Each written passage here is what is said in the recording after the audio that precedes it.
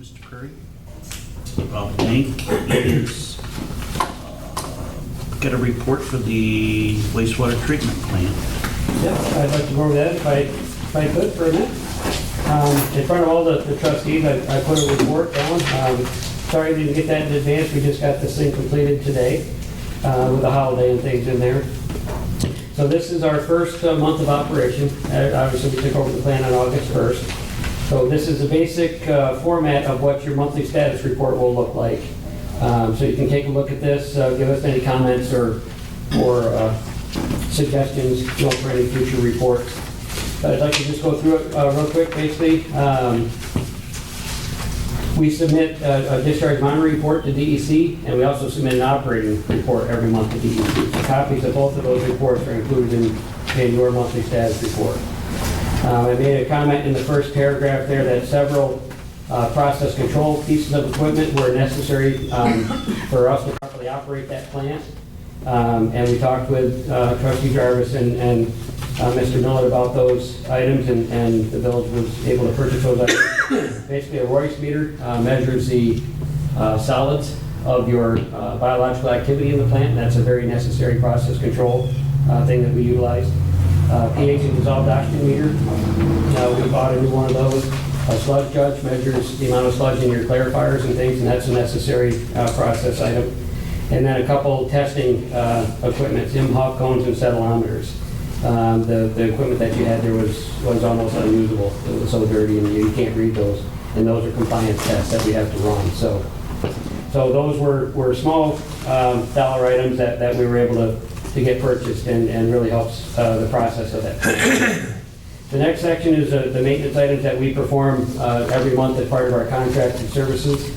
Basically the daily operation test and visual inspections of the plant on a 7-day-a-week basis.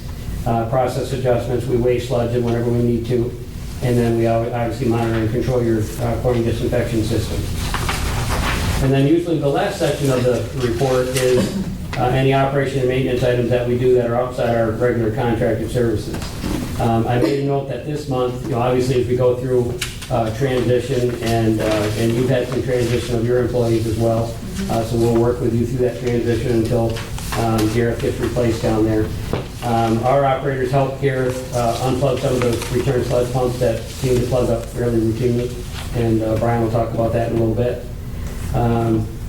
And then we help them with some oil changes, some pump repairs and things like that. And for the first few months here, that stuff's going to be non-billable for us.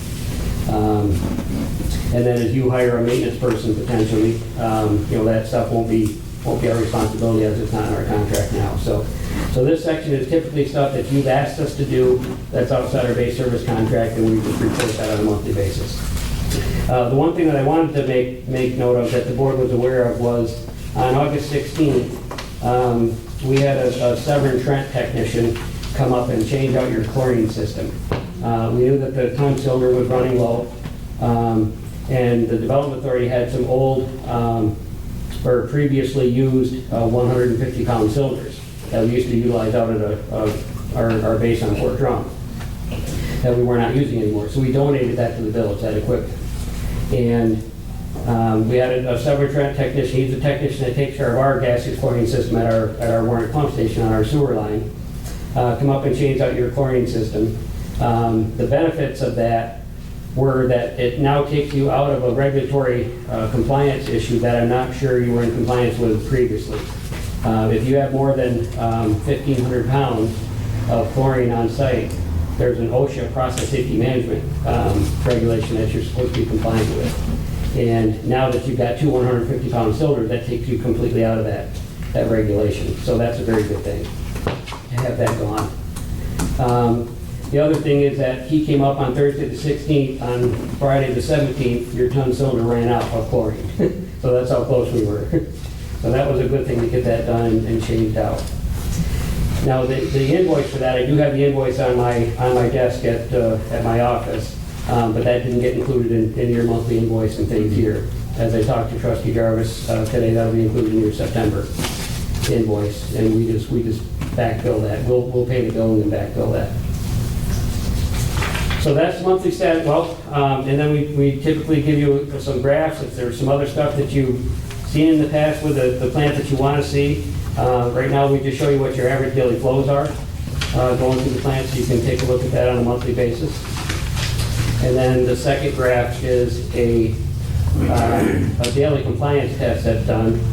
We test the settable solids coming into the plant, and then we also test the settable solids going out. And DEC looks at the effluent settable solids on a daily basis. That's their daily check on how the plant is doing. Because your plant, your permit compliance test, you only test BOD and suspended solids on a 2 times a month, or twice a week, every 2-week basis. So twice a month, you test for compliance. So the second graph there is basically DEC's daily process check as to how the plant's actually operating. So that's important information for you. And then, as I said, the next 4 pages are all the operating report that DEC gets a copy of. These are all the process checks that we go through on a daily basis, including pH and temperatures and your chlorine residuals. And then it also shows your test and things that your compliance test that Converse Labs runs on your BOD and TSS solids for your permit compliance. And then the last 3 pages are your actual discharge monitoring report that goes to DEC in Albany, as well as the DEC in Region 6 here in Watertown. And that's what DEC and eventually EPA look at for your overall plant permit compliance. So all that information is provided to you on a monthly basis. So take a look at that report. If you have any other questions or concerns or other things that you'd like to see, we're open to suggestions to change this report in any way that you want. Thanks, Brian. Thank you. Do you have anything else, Steve? No. Trustee Williams? Well, I do have a couple other things on the wastewater side if you're going away from that. Sure. Okay. As far I'm as the sorry. report goes? Well, no, as far as on your pumps, we talked about, at last month's meeting, we talked about potentially buying some RAS pumps, some return sludge pumps, and some inflow pumps. Is that, I think he's number 1 on, Oh, he is? on old He's on the business. agenda. Yeah, Okay. is that Brian Tulip? That's right, yes. Okay. Yeah. Brian, All right. did you want to talk a little bit about the safety items? Or do you want to handle that? Yep. No, I can add that in right now if I can as well. We had a couple in our first month's operation here. We had a couple minor safety things that we'll talk about with Greg and Trustee Jarvis, if that's okay. Sure. I did have a memo put together, but I think what we'll do is we have a couple minor things on the list now of things that really should be taken care of for safety. But what we'd like to do down the road, obviously, any place where the Development Authority employees work is subject to PESH, and your employees as well is subject to PESH regulations. And Carrie and a safety professional in her engineering group inspect all of our facilities, after we run them for a while. So what we'd rather do is have that safety professional come in and check your facility after a few months, and then they can put together a list of safety items and things that really should be done. So I've got a couple minor items and things, and then Carrie can talk about what will be the process for any PESH-related safety things down the road.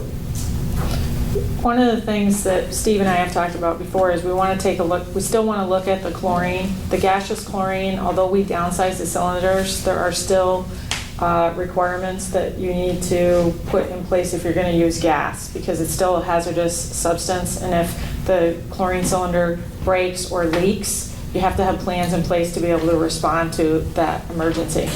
So what historically has been done in facilities, they'll have Scott air packs.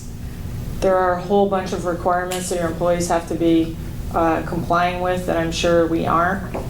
That if we're going to keep that, we would have to implement that, and there can be a cost for that. So one of the things that we'll do as part of this assessment is actually look at some other alternatives, like changing away from the chlorine gas to like a liquid sodium hypochlorite that wouldn't require the safety issues. But that's a longer term thing that we need to look at more comprehensively, because there may be some other, it's not something quick that we could do, like swapping out the 1-ton cylinders to the 150-pound cylinders, and we wanted to take care of that right away. Right. So this is something that's going to take a little bit more time, but we'll work through that and evaluate the options and then bring some recommendations back to the board after we have costs and we've looked at what the compliance issues are. So that'll all be kind of wrapped into that assessment that we do. Okay. And that's part of that's part of base services that we would provide with our contract. It's something that we do at any of our facilities when we first go in and set up a new contract.